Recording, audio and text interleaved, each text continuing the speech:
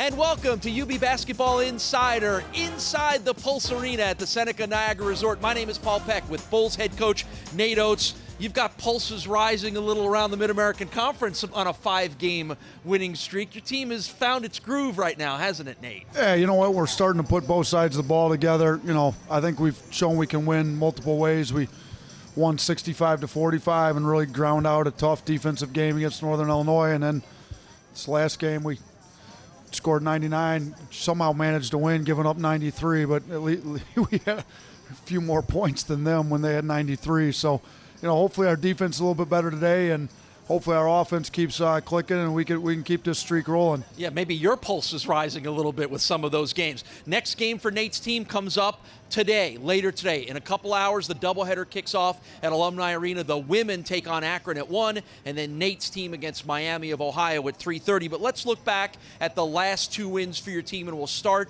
1 week ago on the road, first game of the road trip at Bowling Green, an 88-74 win. The big 24-4 run in the second half was the key in that game. Yeah, you know what? We came into halftime, and I just think our defense just wasn't good enough for the first 20 minutes. We had to pick it up. You know, we had too many turnovers.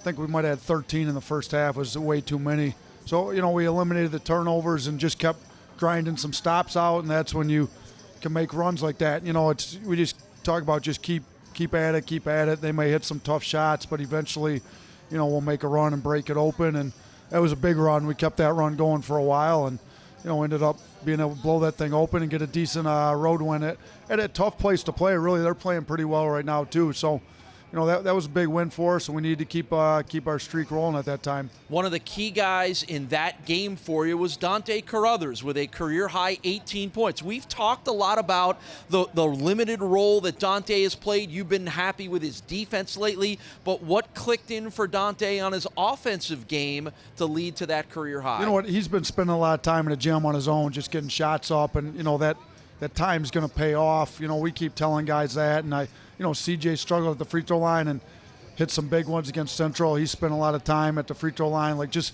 keep grinding, it'll pay off. But I think part of Carruthers' deal is just play so hard. Like, when they went to the zone, you know, we took a tough shot, didn't have a great possession, to be honest with you, and then he finds his way in, gets an offensive rebound, and gets a and one, and he just finds his way to make some tough buckets and make tough plays, come up with loose balls, and, you know, he's just really making some winning plays, to be honest with you, taking charges, getting offensive rebounds, diving on the floor for loose balls, and some games all that stuff pays off and getting some points. And, you know, he's starting to find his way on the offensive end a little bit more here. All right, so then in the next game, you continue the road trip, which was the win this past Tuesday night. You already alluded to it briefly, 99-93, another end-to-end offensive battle with Central Michigan. Lots of runs in that game. You built the big lead, they come back, and then it comes down to a nice drive and some free throws from C.J. Massenberg down the end. What did you expect another game like the 101-91 game you had here? No, we were trying to do a better job defensively and not give them 91 points. And then we did in the first half. You know, we gave up 50 in the first time we played them in the first half. So I thought, you know, going into halftime, we had done a lot better. I think they had 36 at the half, a lot more like we wanted. And then all of a sudden, bang, they just hit a bunch of big threes. They had a barrage of threes there with about kind of between 10 minutes and 8 minutes to go in the half. And, you know, we kind of held off that one, and then they hit another barrage of threes. Right. They're just so explosive that it's hard to keep them down, and you fall asleep for, you know, 2 possessions, and next thing you know, I think we had maybe a 14-point lead that they went on a quick 8-0 run. All of a sudden 6. Next thing they hit another 3. It's 3, and, you know, they're hard. They're hard to play, especially at home. They've only lost 2 games at home all year. They lost to Akron, who they were drilling. I think they might have had them down 20. You know, we really dominated most of that game, and then we just kind of gave them those runs late. So we were really the only team that's come in there and really got them down big like that. And, you know, would have been nice to go away with a 15, 20-point win, but they weren't going to go away. So we'll take a 6-point win at this point in the season with what's on the line. You know, our guys, that was a game where we had a close game late. That was a 1-possession game in the last minute. And we had dropped a few of those earlier in the year. You know, we had those 2 one-point losses back-to-back where we figured out a way to get a win in this one. All right, so it's a 5-game winning streak for Nate's team. He'll go for 6 later today. We will talk more about today's game against the Miami Redhawks when UB Basketball Insider continues from the Pulse Arena at the Seneca Niagara Resorts. It's double the fun at Alumni Arena on Saturday, February 18th, when both the women and men's basketball teams host conference opponents. The excitement starts at 1 p.m. with the women's team taking on Akron. The men's team will celebrate 100 years of Bulls basketball when they face Miami at 3:30 p.m. One ticket gets you into both games, so make Alumni Arena the place to be on Saturday, February 18th. For tickets, call 1-877-UB-THERE.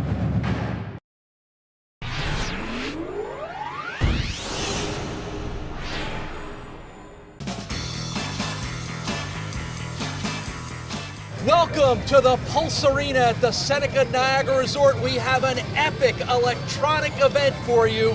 These two czars of the court, hoopster hotshots, are going to battle it out in a game of blackjack. We've got Bulls head coach Nate the Great Oates and Bulls assistant coach Brian the Brain Hodgson.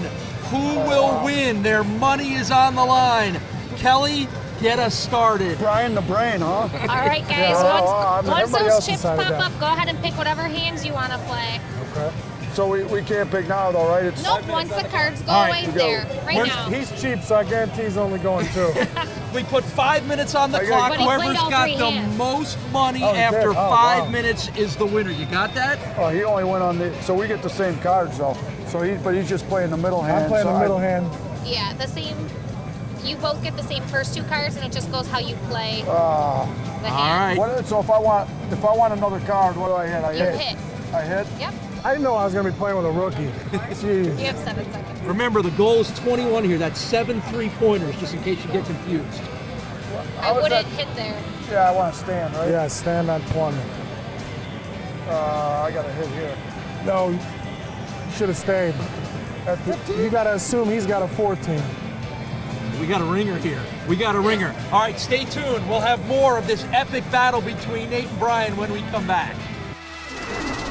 Got a heated battle going on between you and Hodgson there. You getting the hang of that electronic blackjack thing there? Yeah, trying to figure it out. You know, Brian's teaching. I don't know if Brian's giving me bad advice or good advice. I'm sure he'd like for me to win some money, but he wants to beat me. We're both a little competitive. I think he's still over there either losing or winning, doing something. Yeah, well, more on the epic battle between Nate and Brian is coming up here on UB Basketball Insider. Coming up later today, big doubleheader at Alumni Arena. It gets going at 1 o'clock when the women host Akron, and then your squad takes on Miami of Ohio at 3:30. You've played the Redhawks once already this year. They are struggling, 10-16, only 3-10 in the MAC, but they beat you. One of those 3 wins was a 1-point victory earlier in the year. What do you remember about that game? You know what? I know the record's not indicative of how good they really are. They're not a bad team. Their talent level's pretty good. Now we went down there and got a pretty big lead and then kind of gave it away. But they made big shots, made big plays. Those 2 brothers, the freshman kids, the Weathers brothers, are playing well. You know, I think it's Michael's the point guard. Marcus is the off guard. Mark's the one that killed us. They're both playing well, but Marcus really had a big game against us. You know, when they're big, they're long, they got length. They're playing well, so we got to do a good job with them. And, you know, hopefully Blake plays a little bit better. Blake struggled down there. They did a good job with them. And, you know, Blake's going to – I don't anticipate Blake playing like he did down there. You know, I anticipate him having a big game, and hopefully we can avenge that loss. You know, if we didn't have that loss, we'd be all alone in second place right now. So it's kind of hurting us right now in the standings. Speaking of Blake, it always surprises us when we see that he doesn't have one of those typical, you know, Blake Hamilton games. What have teams that have been successful in stopping him, what have you learned from how they're trying to attack him? You know, I don't really know because different teams try different things. Some teams will play a small little guard on him and try to bug him, and other teams will play a big on him and try to, you know, bother him a little bit and switch ball screens. And, you know, I think he's able to play, you know, when they switch him and we come with our 5, I don't think other teams' 5s can really guard him that well. So, but some teams have done that, just keep size on him, keep him out of the lane. And, you know, I think Central was trying to do a little bit of that. He hit a couple threes early. They were going under ball screens. Some other people put little small guys that bug him, and I think he's big enough to get in the lane and kind of make him pay for that.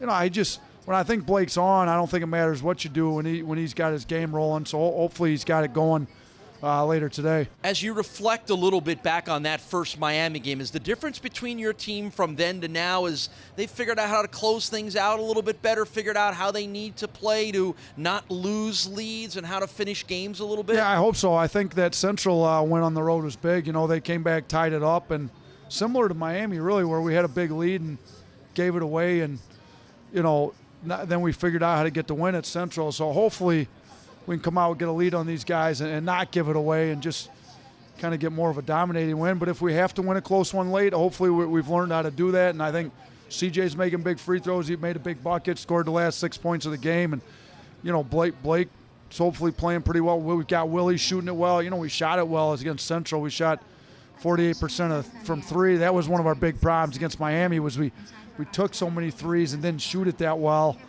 You know, hopefully we could do a better job getting the ball in the lane and taking better threes and knocking those down when we get them. Is there something you've learned about your team in this 5-game winning streak? Is there something that you've discovered about this team as they've started to gel and be successful? You know, I wish I could give you some genius answer to that. I really, the thing we've learned is we can't afford to take possessions off on D, and when we play defense every possession and play it with the intensity that we're capable of playing it, we're a pretty good team.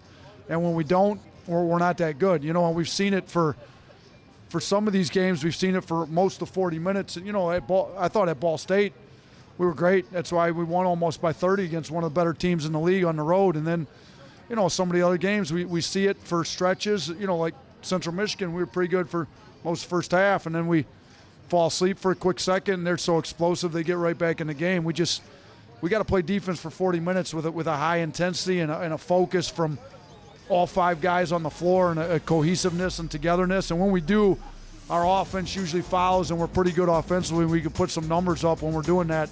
All right, well, the next chance for Nate's team to do that is today. It's a 3:30 tip-off between the Bulls and Miami, part of a doubleheader at Alumni Arena that begins at 1 when the UB women's team takes on Akron. Nate, good luck. Keep the winning streak going. Thanks. Appreciate it, Paul. Bulls coach Nate Oates. We got much more coming up on UB Basketball Insider from here at the Pulse Arena. Inside the Seneca Niagara Resort, Director of Athletics Alan Green joins us next.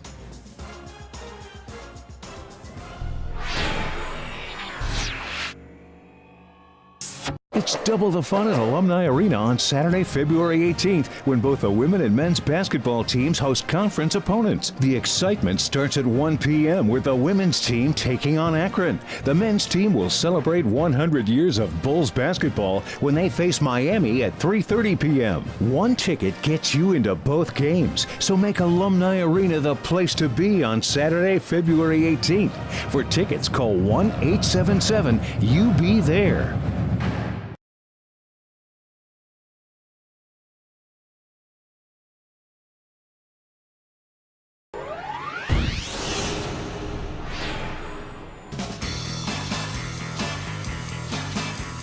Welcome back to the Pulse Arena here at the Seneca Niagara Resort. It's Nate Oates and Brian Hodson. Kelly's helping us out from here at the Pulse Arena. Kelly, how they doing so far? Brian was down $5, but he just won on a blackjack. And he was down $6, but also just won on that blackjack. Yeah, so I got to catch back up. We did a lot better last time. You're losing, Oates. Yeah, Kelly helped me last time. Yeah, we got to stand right there, right? Yeah. We got to stand on 19. Stand on 19. Dealer has 13. 23 bucks. Both guys are winners. I want it back. We're all winners. We're back even. Oh, the battle between the barons of the baskets continues, Alan Green. You got a prediction on our little blackjack challenge there? I think I'm going with Coach Oates. All right. Sorry, Brian. Not a bad call. Not a bad call. I don't know. Oates had to ask how many. I think at one point he asked, what number do I want? 21? So I'm not sure you're riding the right horse there. I'm flipping but that's okay. You flipped me. Director of Athletics Alan Green joins us because there's a lot going on right now. We talked about the doubleheader coming up today is a big one. Both the men's and women's teams are finding their groove. This season has been a lot of fun. I know it's been fun for you. I know it's been fun for the fans. Absolutely. One of the things that we always talk about is peaking at the right time. It happened the past 2 years. For the men, it happened last year for the women.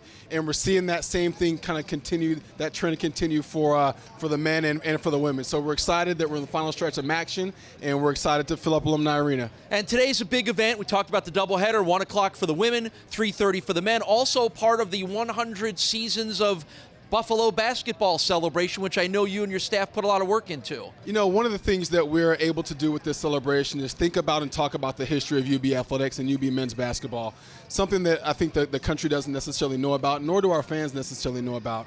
So we have 50 alumni coming back for the alumni celebration, and it's just a great way to honor the legacy, not only the legacy, but also the future of our program. Right. Winter sports, in addition to basketball, are having a nice little run here. John Stutzman's wrestling team, most MAC wins since 1998, and the swimming and diving teams have had a successful season and are getting ready for the MAC championships over the next couple of weeks. Give us the update on those two squads. Well, I think swimming and diving, the men's team beat Eastern Michigan in the duels a couple weeks ago, which was a huge victory for us. The women, I think, are doing great. Megan Burns is doing phenomenal, crashing records and qualifying for the NCAA tournament already. I think with wrestling, it's interesting. If anybody knows Coach Stutzman, 2 years ago he would have talked about how the team isn't quite where he wants them to be in his own special words. And this year he's very confident with the maturation of the team and the quality and the level of competition that our guys are wrestling with. So he's in a good spot right now, too. If there's any chunks missing out of the table where you're sitting, that's because Stutzman was there well, no, he was at here. some other point. Always talk about the student-athlete part, and we Yes. talked a lot about the athlete part. Let's talk about the student part. 10th straight time your athletes have averaged over a 3.0. I tell you what, I don't know that I could have done that. I couldn't do that as a student athlete, but our student athletes are so special. They care about the academic integrity of the experience of being a student athlete. It's students, it's athletes, and they definitely put the S in student with her academic accomplishments. Yeah, and your staff does an awful lot to help them as well, too. I know we've had a chance to talk to a lot of the academic people, and the athletes couldn't do it without their help. It's very important as a total team effort. Just like on the court, field, and courts of play, in the classroom is a total team effort with staff, with student athletes, and everybody understanding how important it is to make sure that these young people not only get an education, but a valuable education and a meaningful education. All right, well, we're talking all about the winter sports, MAC championships coming up, but football gets going with spring practice early on in March. Just had recruiting signing day. I know Coach Leipold is excited, and I know you are about this upcoming season as well. It doesn't seem right to be talking about football starting up in March, but it is true. The football, Coach Leipold and the staff have done a tremendous job on the recruiting trails, talking about the vision and the future of our program.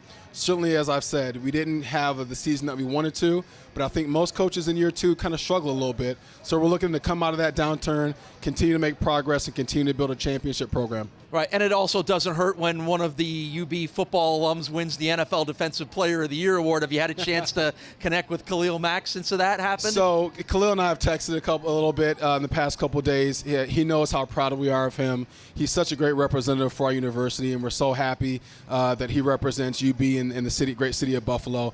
And he's just a phenomenal person. He's a better person than he is a football player, and we're really happy to have him be a part of our family. Well, thanks, Alan, and don't forget, big doubleheader comes up in just a few hours. The women against Akron at 1, the men against Miami at 3:30. When we continue on UB Basketball Insider, you'll meet a key player for the women's basketball team.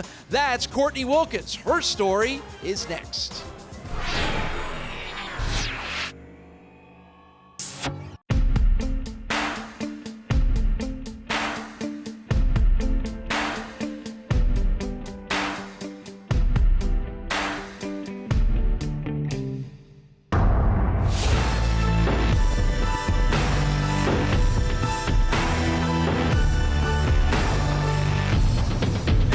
Tenacity, ambition, purpose.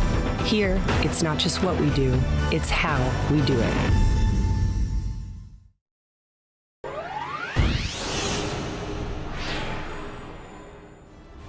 This segment of UB Basketball Insider is brought to you by CEFCU. For all your banking, insurance, and investment needs, visit your local branch or go to cefcu.com. Back at the Pulse Arena, Kelly, give us an update in our final minute. All right, Brian is down $2 and he is down $3, so it comes down to this final hand. And he only played he only played the middle hand. Coming down to the final 30 seconds. I just got I just What'd lost you do, some. Oates? What'd you do? The dealer got blackjack, so I bet all the hands. Let's and go only 5 bet here. one. Let's go. All right, go All right. heavy, big spender time. Big All- money. all One hands. hand. Big Who's gonna money. win? All right, let's do it. Go big or go home. Brian's putting it all in here. Final 10 seconds me a to blackjack. determine our That's winner. that's all my money right there. We're going. We got 2 blackjacks coming. Last hand. What do we want? We got a hit here, right? Hit. Both of them are hitting on an ace and a 6. Dealer's showing an 8. Can you feel the tension here in the Pulse Arena? Oh, 17. Oh, we got a stand, right? Got to hope for a bust Standing here. on Oates. 17. 12. Face Dealer card, has face 12. card, face card. 17. Come on, boss. Winner! Oh, take it. Winners! We'll take it. This guy wins by $1. Unbelievable. Brian Hodson is our winner by $1. You will not be able to live this down. By $1. I owe him a few bucks anyways, so we'll call it in. Oh, that's a big win for Brian Hodson, and I have the feeling that Nate Oates will be hearing about that for the rest of the season. Well, a big win for the UB women's basketball team has been the recent emergence of Courtney Wilkins. Coming off the bench, she has eclipsed her career high twice in the last few weeks. Let's meet the sharpshooting Australian. Hi, my name's Courtney Wilkins and I'm a junior on the UB women's basketball team. I grew up in Australia, but I grew up in the country, and then I moved to the city in grade 6, so I was 11, 12, around there. Like in our country house, we have like a bit of a farm, we have animals and a bit of land, and in the city house, it's like more in the city, so I got a bit of both worlds. I started playing basketball when I was 8, so in about grade 2, and I pretty much just started playing because my friends were playing. It was what you did at school, just joined in with everyone else. So when I moved to the city, I met Steph when I was like 11 or 12, around there, and then I joined in with the team that she was already in since about year 7 all the way until we came here. It was really lucky the way it worked out, how we were both able to come here.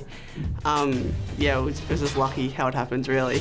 I could always shoot like growing up. Like, I would never play outside because I would always just be the tallest on the team, so I'd always just be forced to play inside.